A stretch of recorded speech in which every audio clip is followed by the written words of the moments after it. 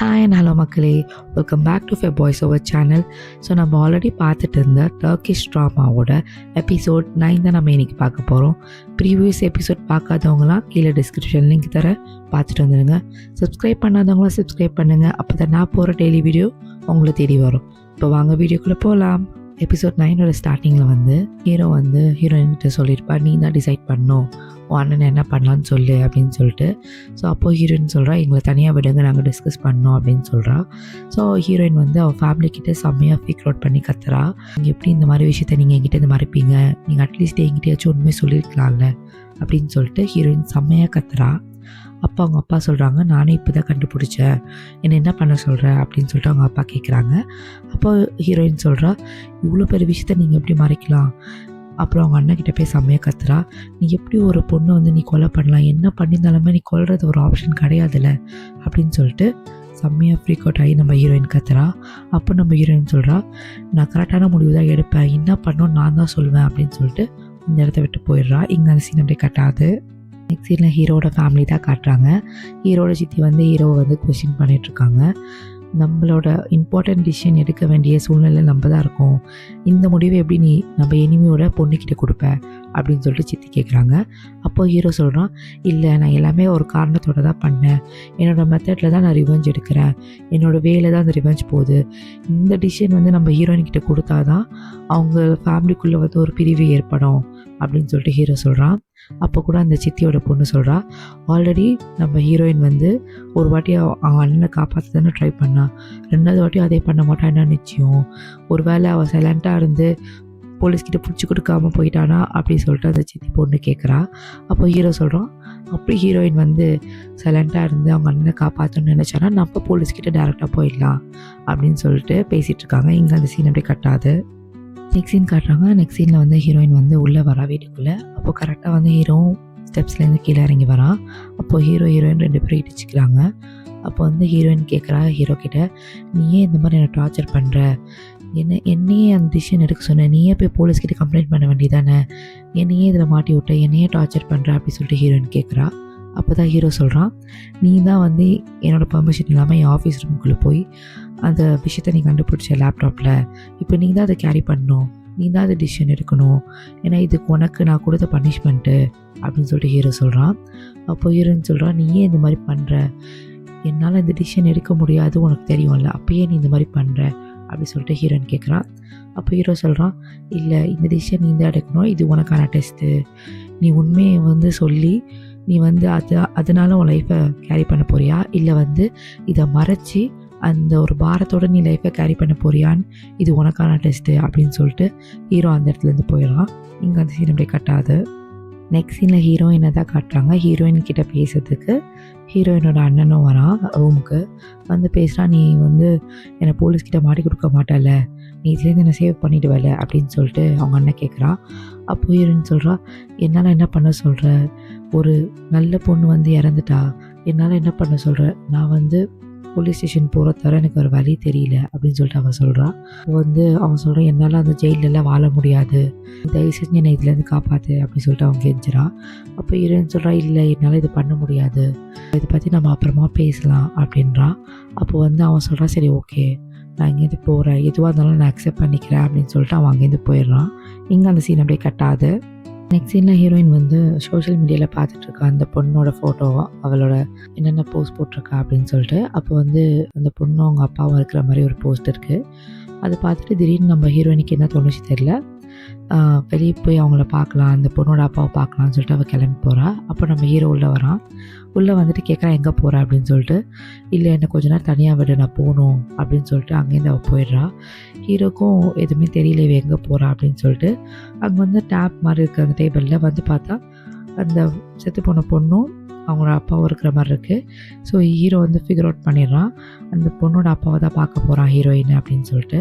So உடனே அவனோட ஃப்ரெண்டுக்கு கால் பண்ணி, இந்த மாதிரி ஹீரோயின் போகிறா அது செத்து போன பொண்ணோட அப்பாவை பார்க்க, அவள் மீட் பண்ணக்கூடாது அந்த அப்பாவை, அதை எப்படியாச்சும் தடுக்கணும் அப்படின்னு சொல்லிட்டு அவன் ஃப்ரெண்டுக்கிட்ட சொல்கிறான். அவன் ஃப்ரெண்டு, நான் பார்த்துக்கிறேன் விடுங்க அப்படின்னு சொல்கிறாங்க. இங்கே அந்த சீன் அப்படியே கட்டாது. இங்கே நம்ம ஹீரோயினை காட்டுறாங்க. ஹீரோயின் செத்து போன பொண்ணோட அப்பாவை பார்க்கறதுக்காக வந்திருப்பா. அப்போ வந்து அவங்க அப்பாவும் பார்த்துடுவா, மீட் பண்ணிடுவா. அவங்க அப்பா கேட்பாங்க ஏதாவது சாப்பிட்றியா அப்படின்னு சொல்லிட்டு.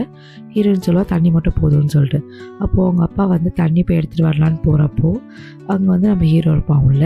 ஸோ அந்த ஹீரோக்கும் அந்த அங்கிளுக்கும் ஆல்ரெடி தெரியும் போல் 2 பேருமே. ஸோ அவங்க அங்கிள் கேட்பாங்க நான் ஹீரோயின்கிட்ட சொல்லக்கூடாது, உன்னை எனக்கு ஆல்ரெடி தெரியும்னு சொல்லிட்டு அப்படின்னு கேட்பாங்க. அப்போது ஹீரோ சொல்லுவான் இல்லை ஆல்ரெடி ஒரு பிரச்சனை போயிட்டுருக்கு, அந்த பிரச்சனையில் வந்து உங்களுக்கு என்ன ஆல்ரெடி தெரியும்னு சொன்னால் இது எல்லாமே நான் பிளான் பண்ண மாதிரி ஆகிடும், ஏன்னா அது உண்மை இல்லை, நான் பிளான் பண்ணல, ஸோ அது அவளுக்கு தெரிய வேணாம் அப்படின்னு சொல்லிட்டு ஹீரோ சொல்லியிருப்பான். அவங்க அப்பாவும் சொல்லுவாங்க சரி உனக்கும் எனக்கும் தெரிஞ்ச மாதிரி நான் காமிச்சிக்க மாட்டேன் அப்படின்னு சொல்லிடுவாங்க. அந்த அங்கிள் வந்து ஹீரோயின் கிட்ட மட்டும் பேசுறதுக்கு போயிடுவாங்க. இங்கே அந்த சீன் அப்படியே கட்டாது. நெக்ஸ்ட் சீனில் ஹீரோயினோட அப்பாவை காட்டுறாங்க. அந்த கோட்டு போட்டு பையனோட பேசிகிட்டு இருக்காங்க. என்ன பேசுகிறாங்கன்னா இந்த மாதிரி ஃபேக் பாஸ்போர்ட் ரெடி பண்ணி ஹீரோயினோட அண்ணனை வந்து இந்த ஊரோட்டே தப்பிக்க வைக்கணும், ஏதாவது பிளான் பண்ணு அப்படின்னு சொல்லிட்டு பேசிகிட்டு இருக்காங்க. இதை வந்து தூரத்துலேருந்து அந்த ஹீரோட ஃப்ரெண்ட் வந்து கேட்டுட்ருப்பான். இங்கே அந்த சீன் அப்படியே கட்டாது. நெக்ஸ்ட் சீனில் ஹீரோயினை தான் காட்டுவாங்க. ஒரு கெஃபேல உட்காந்துருப்பா. ஸோ அவங்க அப்பா பார்க்க வந்திருப்பாள். ஸோ அங்கே தான் இருக்கா அவளும். அப்போ வந்து ஹீரோ வருவான். ஹீரோ வந்துட்டு கேட்பான் நீ என்ன இங்கே பண்ணுற அப்படின்னு சொல்லிட்டு. அப்போ ஹீரோயின் கேட்பேன் நீ இங்கே என்ன பண்ணுறன்னு சொல்லிட்டு. இல்லை நான் உன்னை தேடி வந்தேன், அப்படியே பின்னாடியே ஃபாலோ பண்ணேன், நீ இங்கே இருந்து அதனால தான் வந்தேன் அப்படின்னு நம்ம ஹீரோ சொல்லுவான். அப்போது வந்து ஹீரோயின் சொல்லுவான் நான் இங்கே சும்மா தான் வந்தேன் ஒரு ஃப்ரெண்டை பார்க்க அப்படின்னு சொல்லிட்டு இவ ஹீரோயின் சமாளிப்பா. அப்போ அந்த இடத்துல வந்து அங்கிள் வருவாங்க.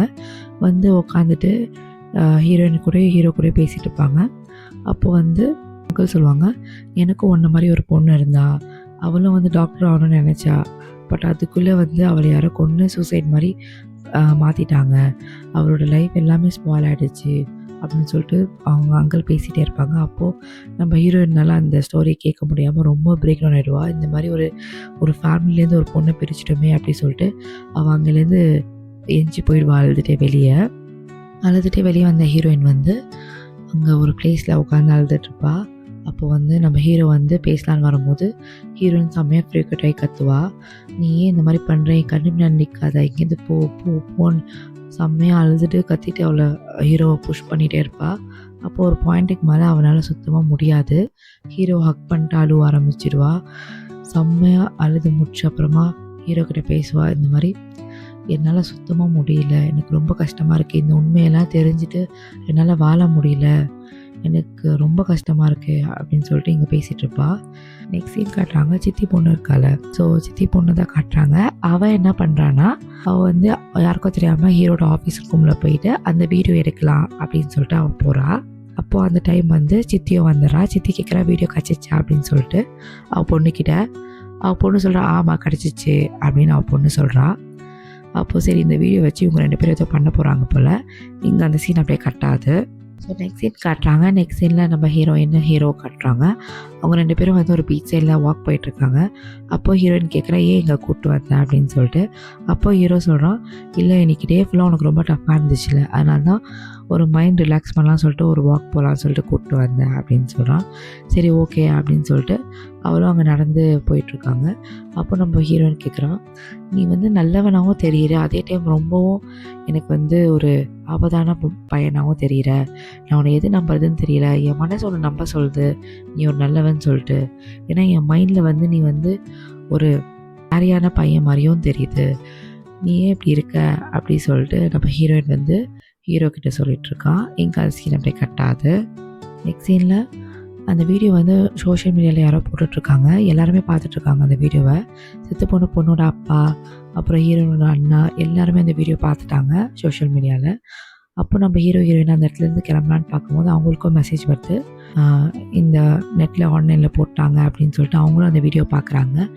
அப்போ தான் நம்ம ஹீரோ சொல்கிறோம் எல்லாருமே இந்த வீடியோ பார்த்துட்டாங்க, இந்த ஏரியா ஃபுல்லாக தெரிஞ்சிச்சு அப்படின்னு சொல்லிட்டு நம்ம ஹீரோ சொல்கிறான் ஹீரோயின் கிட்ட. ஆக்சுவலி இந்த வீடியோ ரிலீஸ் பண்ணது வந்து சித்தி பொண்ணாக தான் இருக்கும். ஏன்னா அவங்க தானே யாருக்கும் தெரியாமல் அந்த வீடியோ எடுத்தாங்க. ப்ராபப்ளி அவங்க தான் இந்த வீடியோ ரிலீஸ் பண்ணியிருப்பாங்க நெட்டில். இப்போ எல்லோரும் என்ன பண்ணுறாங்க பார்க்கலாம் அப்படின்னு சொல்லிட்டு. ஸோ வந்து இங்கே எபிசோட் 9 வந்து completed. Thank you so much for வாட்சிங் மை வீடியோ கைஸ். எனக்கு ஒரு சின்ன விஷயம் மட்டும் சொல்லுங்கள், சீன் பை சீன் நான் சொல்கிறது உங்களுக்கு புரியுதா, இல்லை ஃபுல் ஸ்டோரி மாதிரி அந்த எபிசோடை நான் சொல்லட்டுமா, உங்களுக்கு எப்படி வேணும்னு சொல்லிட்டு எனக்கு கமெண்ட் செக்ஷனில் சொல்லுங்கள். அண்ட் எபிசோட் 10 வந்து நெக்ஸ்ட் வீடியோவில் நான் கண்டிப்பாக அப்லோட் பண்ணுறேன். அண்ட் நிறைய சப்போர்ட் பண்ணுங்கள், ஃப்ரெண்ட்ஸுக்கு ஷேர் பண்ணுங்கள். And see you in the next video. Bye bye.